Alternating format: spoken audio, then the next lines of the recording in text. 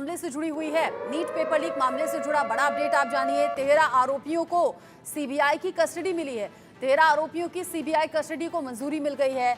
आमने सामने बिठाकर पूछताछ करने की तैयारी अब सीबीआई की है और ये ऐसा मौका होता है जब जो आरोपी है वो झूठ बोलने से पहले भी 100 बार सोचता है, क्योंकि आमने सामने बिठाकर कन्फ्रंट कराकर पूरा सच सामने लाना ही सीबीआई की कोशिश है। पटना हाईकोर्ट ने 13 आरोपियों की कस्टडी सीबीआई को दी है और इन 13 आरोपियों को अब सीबीआई आमने सामने बिठाकर पूछताछ करेगी। नीट पेपर धांधली में और कितने नाम सामने आ रहे हैं ये एक एक करके मालूम पड़ रहा है। साथ ही साथ आमने सामने बिठाकर पूछताछ करना ये एक बड़ी स्ट्रैटेजी भी है सीबीआई की।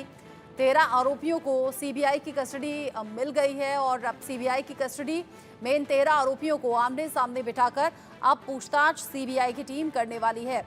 बड़ी खबर इस वक्त की, जिस तरीके से अभी तक नीट पेपर लीक कांड में बड़े खुलासे हुए हैं, बड़े अपडेट मिले हैं, उसके बाद माना यह जा रहा है कि 13 आरोपियों को जब आमने सामने बिठाकर पूछताछ होगी तो कई बड़ी जानकारियां भी सामने आएंगी, क्योंकि राकेश उर्फ रॉकी अभी हाल ही में पकड़ा गया है, जिससे बड़े खुलासे भी हुए हैं। बड़ा अपडेट एक और आप जानिए। आप नीट पेपर लीक का सरगना जिसकी तलाश अभी भी चल रही है, संजीव मुखिया नाम का ये सरगना जो अभी भी न जाने कहां छिपकर बैठा है। सीबीआई संजीव मुखिया की लोकेशन का पता लगाने में जुटी है। जो हाल ही में गिरफ्तारी रॉकी नाम के शख्स की हुई है, आरोपी की हुई है, उससे भी संजीव मुखिया के बारे में डिटेल खंगाली जा रही है। पटना, कोलकाता समेत कई ऐसे शहर हैं जहां पर संजीव मुखिया को ढूंढा जा रहा है। पटना, कोलकाता समेत 4 ऐसे शहर जहां पर सीबीआई ने छापेमारी की है। दर्जन भर से ज्यादा ठिकानों पर सीबीआई ने छापेमारी की है। दर्जन भर जगह जब सीबीआई की टीम पहुंच रही है, संजीव मुखिया को तलाश रही है, क्योंकि जो मेन सरगना अभी तक कहा जा रहा है, यानी कि जो मास्टरमाइंड कहा जा रहा है इस पूरे पेपर लीक कांड का, वो संजीव मुखिया के तौर पर सामने आ रहा है। जावेद हुसैन दिल्ली से जुड़ गए हैं, रितेश मिश्रा जो कि बिहार के पटना से जुड़े हुए हैं, जयेश सोनी गुजरात के सूरत से मेरे साथ में मौजूद हैं। सबसे पहले जावेद, आपका रुख करते हुए, रॉकी की गिरफ्तारी हुई है और उसके बाद संजीव मुखिया की तलाश और ज्यादा तेज हो गई है। अब ये जो 13 आरोपी हैं जिन्हें सीबीआई कस्टडी में लेकर आमने सामने बिठाकर पूछताछ कर रही है, क्या कुछ शक गहरा रहा है और क्या आमने सामने बिठाकर पूछताछ करने में पूरा सच सामने आने के चांसेस हैं?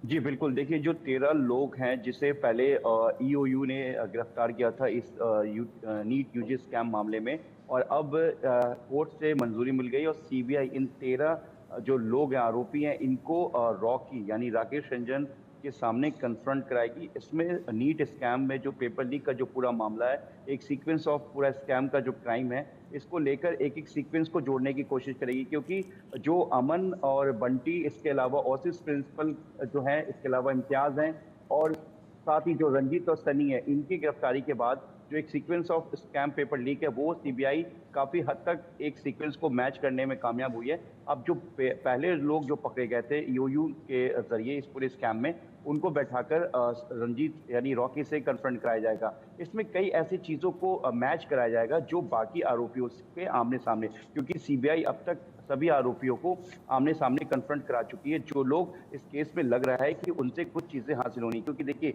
रॉकी अभी गिरफ्तार हुआ है गुरुवार के दिन, और इसके बाद से बंटी, अमन जो कि इनका एसोसिएट्स है, इसके अलावा ओसिस स्कूल के प्रिंसिपल और वाइस प्रिंसिपल, क्योंकि ये लोग एग्जाम सेंटर और उसी स्कूल में कोऑर्डिनेटर्स थे और वहाँ पे नीट का सेंटर पड़ा था एग्जाम का। उसके अलावा जो पेपर वहाँ पे पहुंचा था, उसके साथ उस बॉक्स के साथ टैंपरिंग की गई थी। इसका मतलब कहीं ना कहीं छेड़छाड़ हुआ था और इस पूरे मामले में पेपर को निकाला गया था। और उसी पेपर का जो एक कोड है, जो हर पेपर्स का अपना एक कोड होता है, वो कोड मिला था प्ले लर्न स्कूल के पास जलावा, जहां पर रॉकी और चिंटू पीडीएफ के जरिए एमबीबीएस के जो छात्र थे उनसे इस पूरे मामले को सॉल्व कराकर वहां पर पेज पे पहुंचाया था। तो अब जो बाकी 13 लोग हैं, क्योंकि इसमें चिंटू देवघर से अरेस्ट हुआ, उसके साथ 5 लोग और अरेस्ट हुए थे, तो ये जो पूरा सीक्वेंस ऑफ स्कैम है, इसमें अब सीबीआई खास तौर से डिजिटल एविडेंस और जो इसके अलावा जो सोशल मीडिया प्लेटफॉर्म का इस्तेमाल किया गया था इस पूरे स्कैम में,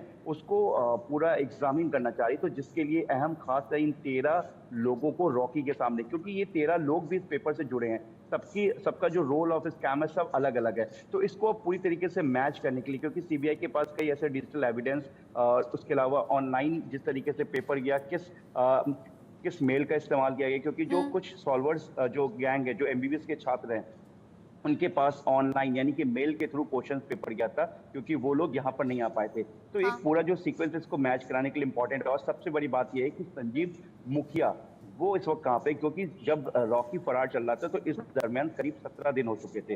तो क्या संजीव मुखिया का जो इस बीच रॉकी से मुलाकात लेकिन हुई थी, बाकी रॉकी आरोपियों से पूछताछ हुई और उनकी निशानदेही पर अगर रॉकी पकड़ा गया है तो सीबीआई को पूरी उम्मीद है और पूरा विश्वास भी कि जल्द ही संजीव मुखिया तक भी जो सीबीआई की टीम है वो पहुंच जाएगी। रितेश मेरे साथ में है। रितेश, बिहार के पटना के अलावा और कौन कौन सी ऐसी जगह है जहां पर संजीव मुखिया को तलाशा जा रहा है, कहां कहां रेड डाली जा रही है सीबीआई के जरिए?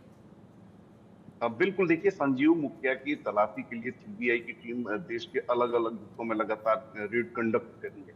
जो सोर्सेज है हमारे सीबीआई के अंदर, उनके अनुसार जो है उड़ीसा में भी सीबीआई की टीम जो है उसे ये जानकारी मिली है कि वहां पर छुपा हो सकता है, क्योंकि उड़ीसा से भी इसके कई सारे संबंध निकलकर सामने आए हैं संजीव मुखिया के। इसके अलावा वेस्ट बंगाल में भी लगातार सीबीआई की टीम कैंप कर रही है, ना सिर्फ कोलकाता बल्कि वेस्ट बंगाल के अलग अलग शहरों में जहां जहां उसे लग रहा है कि संजीव मुखिया मिल सकता है या उसका लोकेशन ट्रेस हो रहा है, वहां पर वो है। इसके अलावा झारखंड में पहले दिन से ही सीबीआई की टीम लगातार मौजूद है, क्योंकि झारखंड से काफी पुराना नाता है, चाहे वो संजीव मुखिया हो, रॉकी हो, इसके अलावा वो सिकंदर यादवेंद्र हो। झारखंड इनके लिए काफी सेफ जगह है और अभी तक ये सारी चीजें वहीं से कर रहे हैं। तो सीबीआई की टीम जो है अलग अलग जगहों पर रेड कंडक्ट कर रही है। इसके अलावा नेपाल में भी सीबीआई की टीम लगातार मौजूद है, क्योंकि नेपाल से ही सबसे पहला इनपुट आया था कि नेपाल में रॉकी और संजीव मुखिया मौजूद हो सकते हैं। तो देश के अलग अलग हिस्सों में सीबीआई की टीम जो है वो लगातार रेड कंडक्ट कर रही है। इसके अलावा मध्य प्रदेश से भी उसके कुछ संबंध निकलकर सामने आए हैं। तो मध्य प्रदेश, छत्तीसगढ़, उड़ीसा, वेस्ट बंगाल, झारखंड, इसके अलावा नेपाल, ये तमाम ऐसे जगह हैं जहां पर सीबीआई की टीम लगातार रेड कंडक्ट कर रही है, वहां पर उसकी मौजूदगी है और कोशिश यही है कि जल्द से जल्द उसकी गिरफ्तारी हो। जल्द से जल्द संजीव मुखिया की तो गिरफ्तारी हो, ये सीबीआई की कोशिश है। मुख्य सरगना भी कहा जा रहा है और जिस तरीके से खबर सामने आई थी कि संजीव मुखिया एक कंपनी की तरह इस पूरे धंधे को चलाता था, 30 से ज्यादा लड़कों को अपने अंडर में रखता था, उन्हें बाकायदा सैलरी देता था, यानी कि ये कोई काम आज का जयेश सोनी नहीं होगा। हो सकता है कि इससे पहले भी इस तरह की धांधलियों में शामिल रहा हो। जी बिल्कुल, ये जो पूरा मामला है पूरी तरह से ऑर्गेनाइज तरीके से सामने आया है। पूरा प्लान बनाकर उसका पूरा आयोजन करके लोगों को अपनी अपनी ड्यूटी सौंपी गई थी। कौन क्या रोल निभाएगा उसकी पूरी तैयारी कर दी गई थी और इस तरह से पूरा स्कैम जो है वो किया गया था और उसके अंदर अलग अलग जगहों पर अलग अलग तरह से ये पूरी जो है वारदात को अंजाम दिया गया था। कह सकते हैं कि ये पूरा जो मामला